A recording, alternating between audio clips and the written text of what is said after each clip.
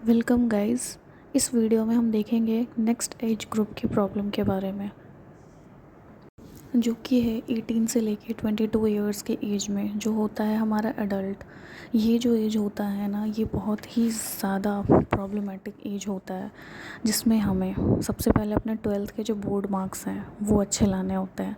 फिर उसके बाद हम ग्रेजुएशन कौन सा सब्जेक्ट में करेंगे हमें वो चूज़ करना होता है।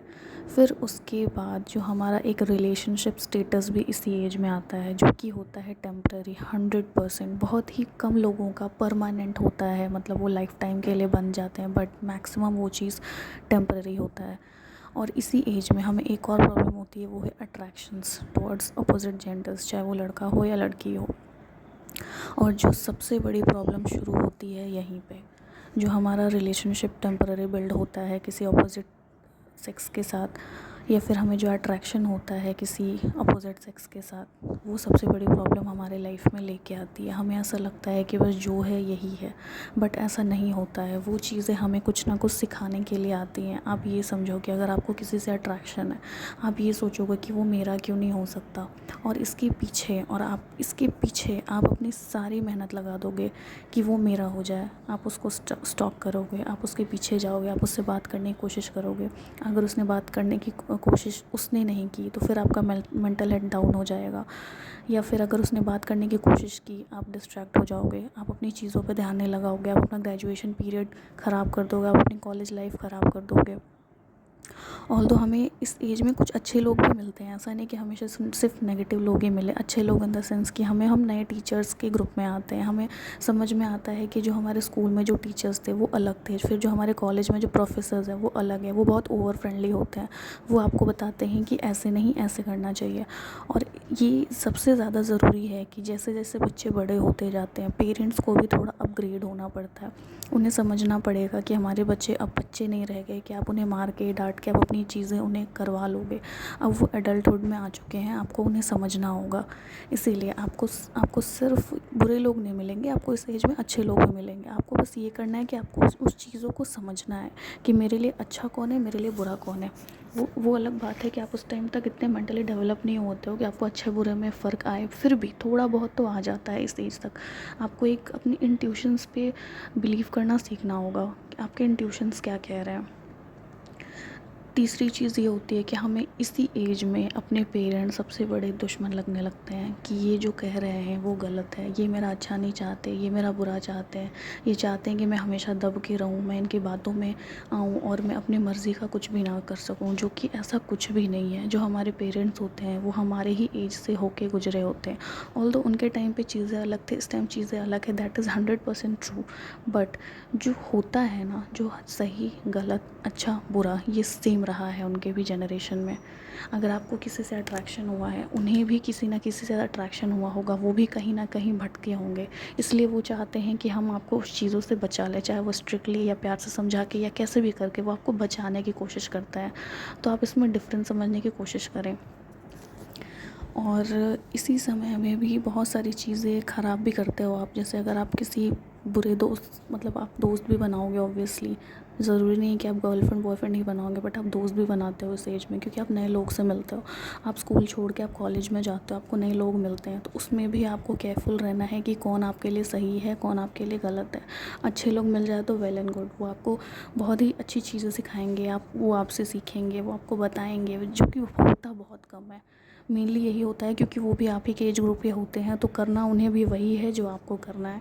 फिर भी अगर 10 में से 2 लोग भी अगर आपको अच्छे मिल जाते हैं, बी विद दैट पर्सन, क्योंकि वो लोग आपके साथ परमानेंट रहेंगे। और ये जो होते हैं, ये लोग सिर्फ एक टेम्परेरी पीरियड के लिए होते हैं। जस्ट एक उन्हें कुछ चीज़ें आपसे चाहिए होती हैं, आपको उनसे चाहिए होती हैं, तब तक आप साथ रहते हो, उसके बाद फिर आप अपने रास्ते, वो अपने रास्ते। बट आप एक ऐसा इंसान ढूंढो इस एज ग्रुप में भी कि जो आपको लगे कि ये मेरे साथ परमानेंट चलेगा, उसको मेरे से कोई फ़ायदा नहीं है, तो रहे या ना रहे वो तब भी मेरे साथ रहेगा।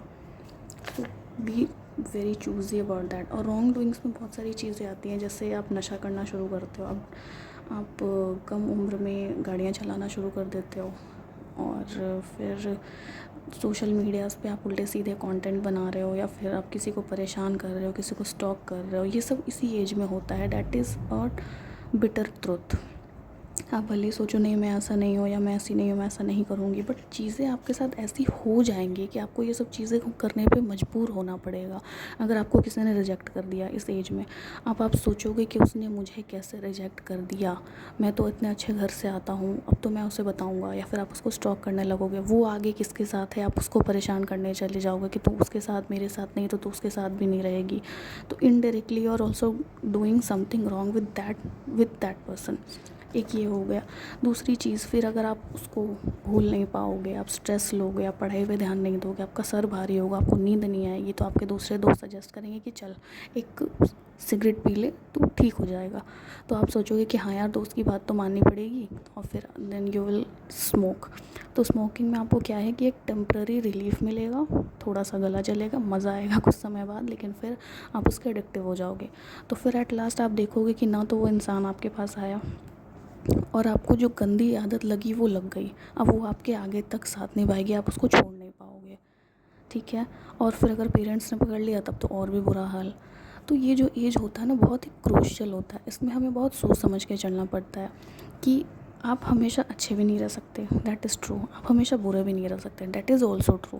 आपको समझना होगा कि इसमें जो अच्छी चीज़ें क्या हैं और बुरी चीज़ें क्या हैं, क्योंकि आपको आजकल सोशल मीडिया का ज़माना है, कुछ अच्छे लोग भी हैं कुछ बुरे लोग भी हैं, तो आपको ये देखना है कि आपको किन के कंटेंट से पॉजिटिविटी आती है, आप उनको फॉलो करें, ना कि किसके कंटेंट से ज़्यादा हीरोगिरी दिखती है कि वो भैया ऐसे कर रहे हैं, वो दीदी ऐसे कर रही हैं, तो मैं भी ऐसे करूँगा या करूँगी। नहीं, आजकल का जो जनरेशन है ना बहुत ही ज़्यादा डिस्ट्रैक्टेड है, उन्हें रास्ते पे लाना बहुत ज़्यादा ज़रूरी है, और इसी डिस्ट्रैक्शन की वजह से वो अपना मेंटल हेल्थ खो देते हैं, बिल्कुल ही ख़राब हो जाता है। और यही रीज़न होता है कि जब वो अपना फाउंडेशन इतना वीक कर लेते हैं तो आप फिर करियर में भी आपको प्रॉब्लम आना शुरू हो जाती है।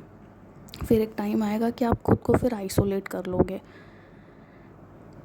कि अब मेरे लिए कोई सही नहीं है, अब मुझे अकेले रहना है। That is what is showing in this picture. आपने खुद को आइसोलेट कर लिया है, अब आप कुछ सोच नहीं पा रहे हो, कुछ समझ नहीं पा रहे हो।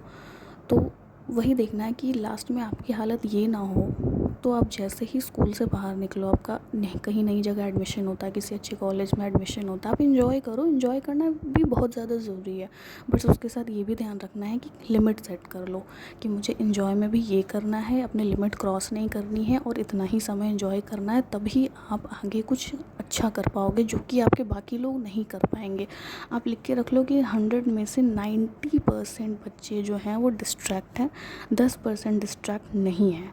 और ऐसा नहीं है कि उन्हें मन नहीं करता कि वो इन्जॉय ना करे, वो लड़का या लड़कियों के साथ इन्जॉय ना करें, ये ना करें, जो दोस्त बाकी लोग कर रहे हैं वो मैं ना करूँ, मन उनका भी करता है, बट उन्हें कहीं ना कहीं पता होता है कि ये चीज़ें लॉन्ग गलत है, और मुझे आगे ये सब अगर अपना फ्यूचर बनाना है तो ये सब नहीं करना होगा। तो मेरा वीडियो बनाने का मोटिव ये है कि मेरा भी एक छोटा भाई है जो इस एज ग्रुप से गुज़र रहा है, और मुझे उसके अंदर इतनी चेंजेस दिखाई दे रहे हैं, वो कभी कभी मुझे ही दुश्मन मान लेता है। मैं 25 ईयर्स की हूँ, ऑल्दो मेंटल इश्यूज़ मेरे साथ भी बहुत ज़्यादा है, बट वो मेरे से छोटा है, मेरा हक बनता है कि मैं उसे समझाऊँ और उस एज ग्रुप के सारे बच्चों को तक ये मेरी वीडियो पहुँचे, और वो समझें कि एक प्रॉब्लम क्या है। मेंटल हेल्थ इश्यूज़ वो अचानक से नहीं आता है, it is a emerging problem जो कि आपके बचपन से ही शुरू हो जाती है, कुछ आपकी आदतों की वजह से, कुछ पेरेंट्स की वजह से, कुछ वैसे टॉक्सिक टीचर्स या टॉक्सिक इन्वायरमेंट्स की वजह से। तो आपको ये चीज़ें समझनी होंगी कि मुझे अपने आप को कैसे संभालना है। Thank you.